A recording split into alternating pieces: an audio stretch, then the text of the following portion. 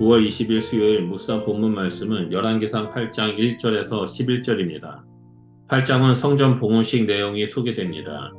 봉헌식의 첫 행사인 언약궤 운반 내용은 여호와의 언약궤와 여호와의 언약을 넣는 궤가 각각 처음과 마지막 절에 언급되어 통일성 있는 단락을 이룹니다.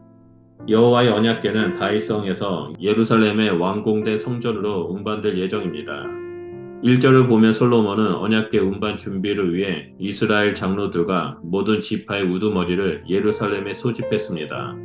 언약궤 이동은 성전 봉헌식과 함께 제7일 장막절에 맞춰 진행됩니다. 날짜와 기간은 장막절 전 일주일입니다. 성전 건축이 완료된 시기가 솔로몬 제11년 제8월인데 봉헌식은 한 달 앞선 제7월로 소개되므로 실제 봉헌식은 성전 완공 다음 해에 거행한 것으로 추측됩니다. 당시 언약궤는 다윗이 시온성에 예비한 장막 안에 놓여 있었습니다. 언약궤가 시온성에 놓여지기까지는 짧지 않은 역사가 있습니다. 처음에 언약궤는 하나님이 이스라엘과 시내산에서 언약을 맺은 후 그의 명령에 따라 성막과 함께 축조되었습니다. 하나님의 임재를 상징하는 궤는 성막의 핵심으로 성막의 중심부인 지성소에 안치되었습니다. 이스라엘이 광야를 지나 가나안에 들어온 후 언약궤는 성막과 더불어 주로 실로에 있었고 베델에도 있었습니다. 그러나 사무엘 당시 블레셋과의 전쟁에서 이스라엘이 패함으로써 언약궤는 블레셋 수중에 들어갑니다. 그런데 개가 머문 블레셋 성읍마다 하나님이 독점과 사망의 재앙을 내리시자 언약궤는 결국 이스라엘로 반환되었습니다.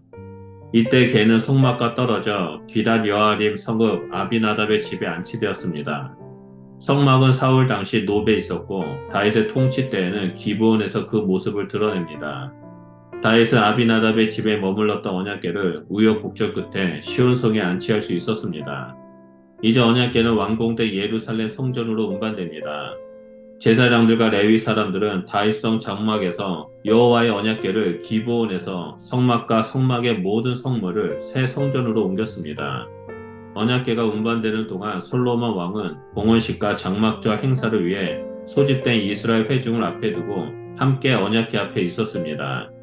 그들은 하나님께 양과 소를 드려 제사를 지냈습니다. 제물의 수는 기록할 수도 셀 수도 없을 정도 많았습니다. 제사장들이 성전으로 운반한 언약궤는 이제 본연의 자리인 지성소로 이동합니다. 6절은 언약궤의 지정 장소를 자기의 처소, 성전의 내소, 지성소 그룹들 날개 아래라는 네 가지 표현을 사용하여 언약궤가 제자리에 찾았음을 강조합니다. 지성소는 성전의 가장 안쪽에 위치한 곳으로 내소로 불리웁니다. 이곳에는 갈람나무로 제작된 두 그룹이 이미 놓여 있었습니다.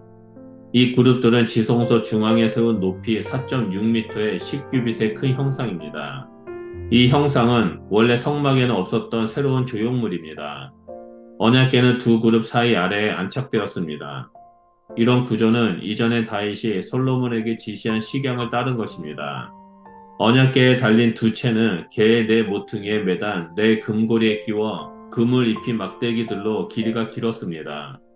채의 각 끝은 지성소 앞의 성소에서는 볼 수 있으나 외부에서는 보이지 않았습니다.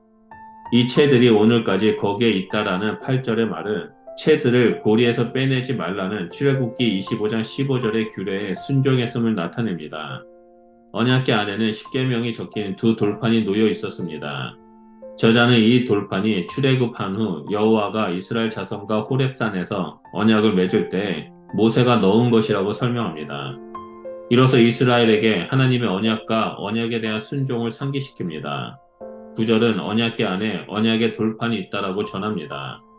이와 같이 1절부터 묘사된 언약궤 운반에 대한 구체적인 내용, 즉 매는 사람, 방법, 장소, 언약궤 안의 내용물 등 모든 설명은 하나님의 지시에 순종했음을 증명합니다. 제사장들이 언약궤를 지성소에 넣고 나올 때 하나님이 성전에 임하셨습니다. 제사장들이 물러나는 동안 레위인들은 악기를 연주하여 목소리로 하나님을 찬양했습니다. 이때 구름이 성전을 채웠는데 이는 하나님의 임재와 영광을 상징합니다. 제사장들은 눈앞에 벌어진 엄청난 사건에 경외함과 감탄으로 압도된 나머지 자신들의 일을 제대로 수행할 수 없을 정도였습니다. 구름 속 하나님의 임재는 하나님이 시내산에서 이스라엘과 언약을 맺고 율법을 주신 사건, 그리고 성막 완공과 연속성을 가지고 있습니다. 이는 수백 년이 흐른 오늘도 그 언약과 율법이 변치 않음을 암시합니다. 오늘 본문 말씀에 하나님의 임재는 언약궤 운반에 대한 승인이며 성막에 거하셨던 하나님이 이제 예루살렘 새 성전에 머무심을 확증합니다. 성전에 하나님께서 임재하셨다라는 것은 성전 건물 중심의 신앙이 아니라 성전에 임재하시는 하나님 말씀에 순종하는 신앙 공동체가 되었음을 의미합니다. 하나님의 나라는 성전 건물의 나라가 아닙니다. 성전에 임재하시는 하나님이 다스리는 나라이며 그것은 상징의 나라가 아니라 실제의 나라입니다.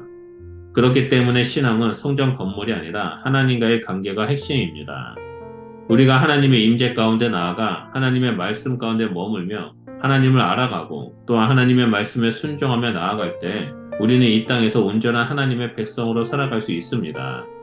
그러므로 매일의 삶 속에서 예수 그리스도의 보혈에 의지하여 지성소에 깊이 들어가 하나님 앞에 머무시는 주의 백성이 되시기를 축복합니다. 기도하겠습니다. 하나님 감사합니다. 우리를 성령님께서 거하시는 거룩한 성전으로 세워주셔서 감사드립니다.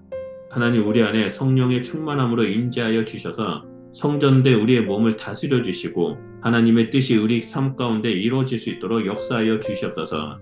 그래서 우리의 삶이 살아계신 하나님과 동행하는 삶, 하나님의 형상을 나타내는 삶을 살아가는 자가 될 수 있도록 함께하여 주시옵소서. 하나님 무엇보다도 우리와 늘 함께 동행하시는 그 성령님의 음성에 귀 기울이고 그 하나님의 말씀에 순종하며 나아갈 때마다 하나님의 살아계심을 경험하고 하나님을 예배하는 참된 그리스도인의 삶을 살아가는 자가 될 수 있도록 인도하여 주시옵소서. 우리와 함께 해주심을 감사드리며 예수 그리스도 이름으로 기도드립니다. 아멘.